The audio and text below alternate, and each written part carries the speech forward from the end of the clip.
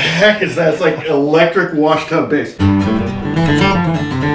A few months back, I was watching YouTube, as I do. A Paul Davids video popped up, and he was interviewing and showing the studio of Tom Straley. Tom is an incredible guitar player. His music theory knowledge is off the charts. He's written songs for Justin Bieber. Towards the end of the video, he talked about writing music for TV and film. And since I was going to LA for the Production Music Conference, I stopped by to meet him. Of course, I wanted to know about all the guitars hanging on the wall and even in the bathroom. Yeah, we're in my bathroom.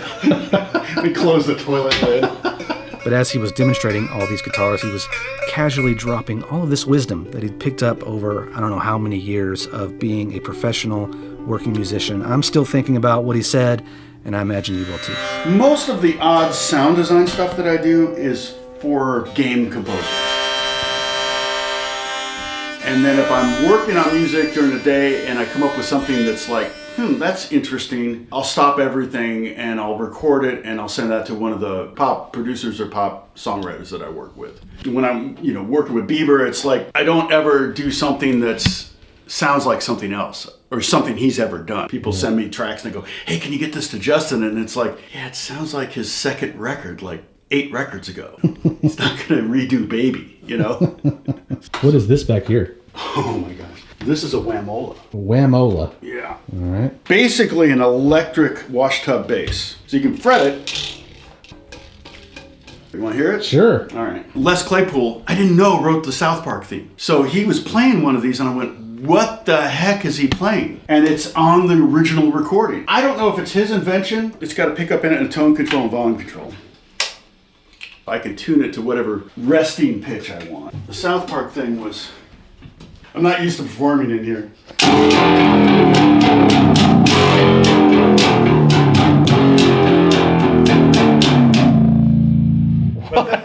Isn't that awesome? Like, what the heck is that? It's like electric wash tub bass. Go a completely different direction. Whoa.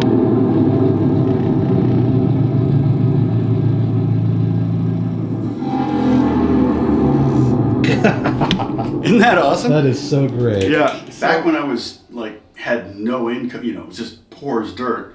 I would keep a list of gear that I wanted, my dream gear, right? I would write it out, here's what I want to get: a Les Paul, I want to get a Rickenbacker 12-string, I want to get, And then there were some things on there that, 10 years later, I look back, I go, hey, I got those things. But then there were some things like, oh, I'm so glad I didn't buy that thing.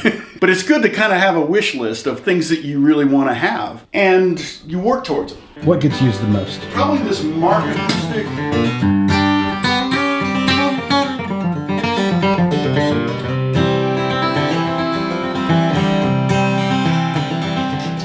The G&L, I can kind of use this for rock. It's got a whammy bar. I use it a lot for effecty things because it's completely noiseless. I mean, there's no buzz or anything. I can get a lot of really cool effecty sounds with this thing without having to worry about artifacts of any kind. You know what this is? Kind of a cool instrument. It's not 6, it's 5 string.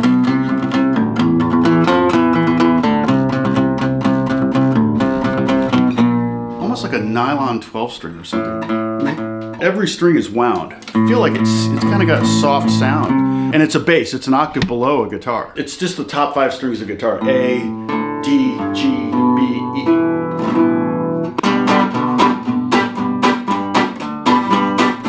It's usually... It's kind of crazy sound. But I was just using it on a video game that can't be named at this point. Oh, those are the fun ones. Yeah, sorry about that. I have all the little instruments hung up so that I remember that I have them. If they're in a closet, I'll forget that I have the 6-string ukulele. Are we going into the bathroom now? Yeah, we're in my bathroom. We closed the toilet lid. Like 8-string uke, you got the banjo uke. I actually had an extra uke, so I had my guitar tech. I had it made a fretless ukulele. What a great sounding bathroom you have. Yep. Thought it was kind of a cross between an oud and a ukulele.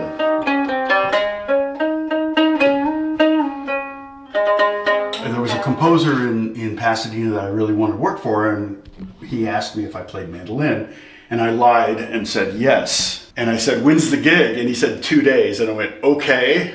So I had a student that had a mandolin, and I said, hey, can I borrow your mandolin? He said, you can have it. So I woodshedded that mandolin for the 48 hours. I mean, I studied that thing. It was, I tuned it like a mandolin, like G, D, E. There was no internet back then. It was just like, and I mapped out, I wrote out all the chords. I started learning all the scales on it. I mean, I didn't sleep for 2 days. And I show up at the session, and all he wanted me to do was like,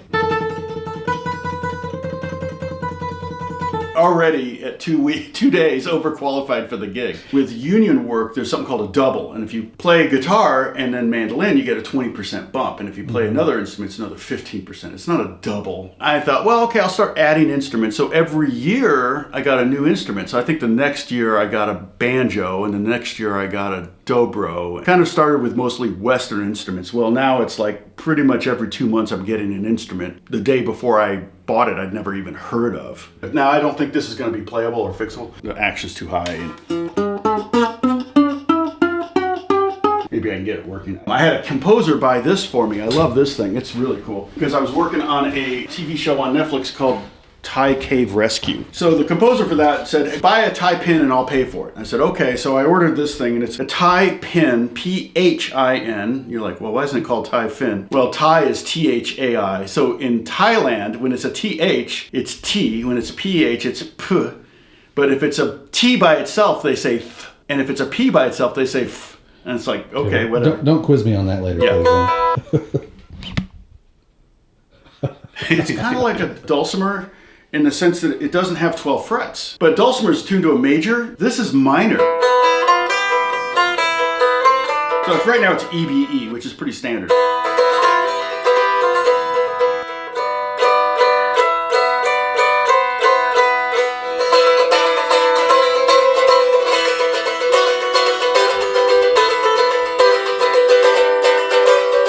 I've been on a bit of my own journey in these different instruments, and I found that, one, they build on each other exponentially when you learn one. The guitar doesn't make much sense to me, even though I've played it my whole life. But when you get into these instruments that are tuned in fifths or random tunings, it just clicks so much more. Tommy Tedesco, who is one of the guitar players here in LA that did everything, all the TVs and movie records back in the 50s and 60s, part of the Wrecking Crew, he would tune everything like a guitar. Like his mandolin was tuned like a guitar, his banjo was tuned like a guitar. And I kind of decided early on, when I got that mandolin and I tuned it like a mandolin in fifths, it was about 3 minutes in I realized, oh my gosh, this is cool. I can actually play scales with 4 fingers, and I can play triads. Triads are so hard on the guitar. Yeah. So I kind of decided early on that I was going to keep everything in their original tuning, which makes it much more idiomatic.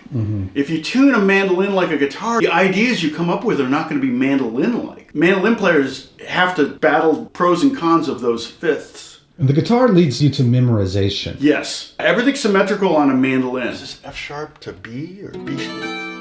Oh, that's beautiful. Yeah, I'm not legit on all these instruments, but if they need a Middle Eastern player and a Filipino player and a Puerto Rican player or whatever, they can't hire all those people to play 7 bars of music. I'm proficient enough to do...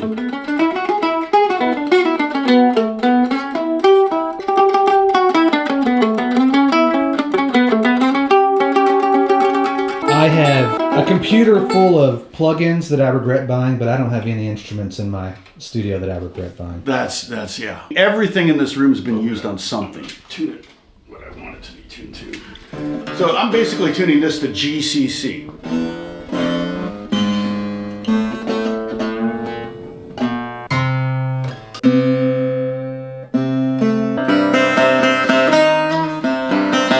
I've got 18 frets per octave here, not 12 frets. In Arabic music, there's notation for 54 notes per octave. Unlike Western music, it only has 12 notes. You know, unless you were born in Turkey or Saudi Arabia and born listening to this music, it's probably not going to make a lot of sense to you, but I think it's just beautiful to hear all those chords. So like, sounds out of tune, but...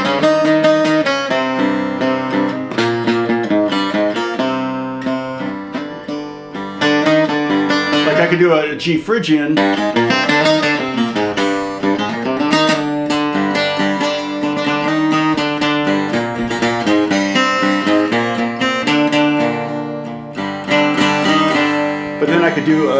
kind of somewhere.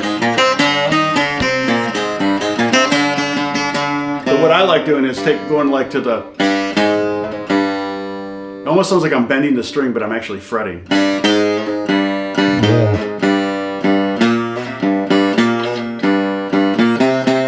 If I go there, it sounds bluesy. If I go to the fourth, it sounds like a blues thing. But they have a fret for the blues note.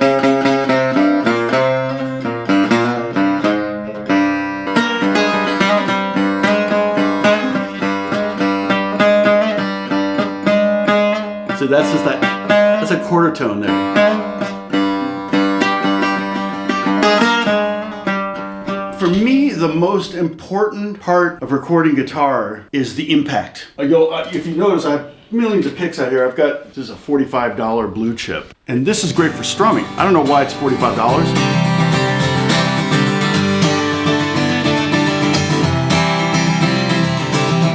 That's a Wiegand Bluegrass. It's great for strumming too.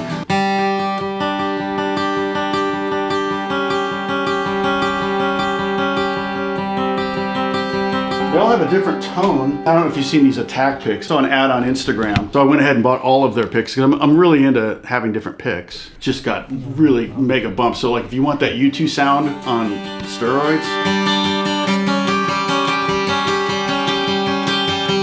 You don't notice the guitar as much as you notice the attack. Yeah. So you could almost do this with any guitar and it's just gonna... This could be overwhelming to some people, right? You've been collecting for a long time. I've been collecting for a long time, but most of these things weren't very expensive. I keep telling myself, okay, I'll buy a $300 Greek bouzouki, and if I really start getting a lot of work on Greek bouzouki, then I'll buy a $3,000 one. No one complains about the sound about the $300 one, so why should I upgrade to a $3,000 one? So you can actually get a lot of little instruments pretty cheap. For years and years, $300 was my strike point. If it was something I didn't have and it was under $300, I would just buy it. And sometimes it's $20. This is a Tumbi. I have no idea what it's tuned to right now. Missy Elliott made it famous. It's just a little drum head on a gourd. I mean, this is like foam rubber. I got it for $20 on Amazon, I kid you not. It's one guitar string. Gobushan, I think this was like $29 on. Another drum head. And I'll sometimes go through phases where I'll like, I'm just gonna pick up a bunch of different Indian instruments or a bunch of different Arabic instruments.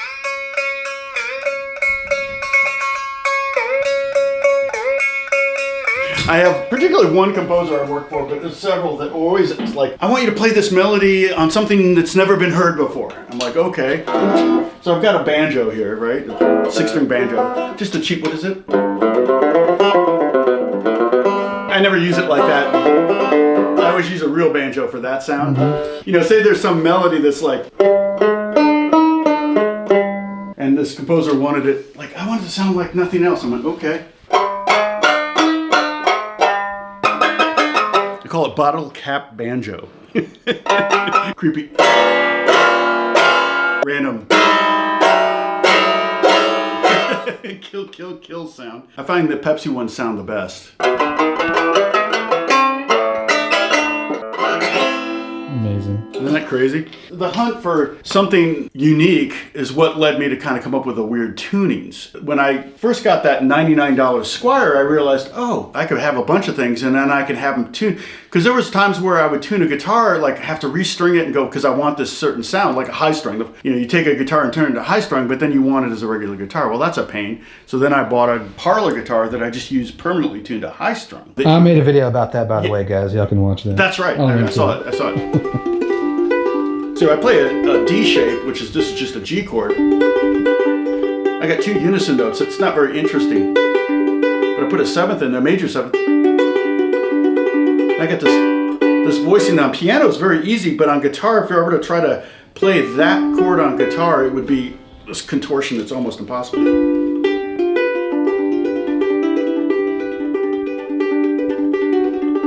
These mics stay here all the time and you choose between the two, or do you record both? Well, no, I pretty much just use this one. This is a Gefell. My Yamaha speakers, very pedestrian speakers. And the thing is, I'm not you. You're a Finnish guy. I'm not mixing records. I'm not an engineer. everything I create gets sent to the best engineers in the world. So whether they're pop engineers or they're movie engineers or video game, same guys, I don't have to mix it. They always want the files dry. They don't want my EQ. They don't want my compression. Oh, the Gretsch Jim Dandy. There are a lot of people that have strong opinions on putting a rubber bridge on a Jim Dandy. I can promise you that. It's kind of terrible, but in a really amazing way. Yeah. Although you can fly around the neck, most of the time when you pick up these instruments and you demonstrate something, what you're doing is very simple. I'm trying to create a mood. Yeah. I can shred.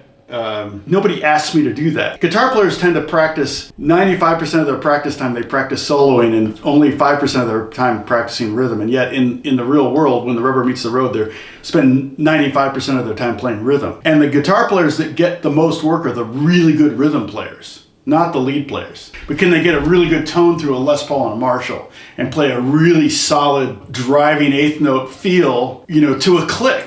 Yeah. Now, technically, they would use a feather.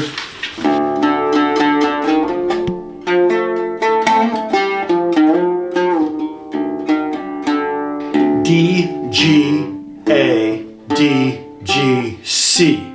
If tuning's really weird, I'll write it on the back. How the heck is this thing tuned again? Fretless 12-string banjo. And it's called a kumbas. And he was an arms manufacturer in World War I, and after World War I, he decided he wanted to make weapons of peace. So he invented this. It was like a poor man's oud. I'm assuming this was like made out of like soldiers cooking dinner, like beans or something on a fire or something. It almost looks like that.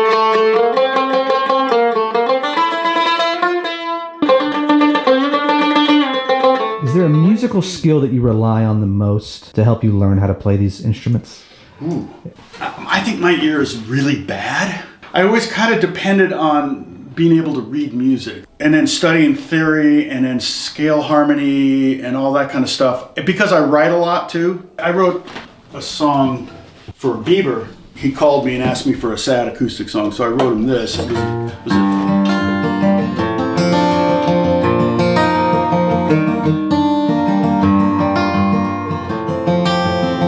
What I did was I went, okay, that's a pretty standard progression, G minor, F over A, B flat to E flat. So like 6, 5, 1, 4. But I put different notes on top to make it interesting. Because pop is going to be,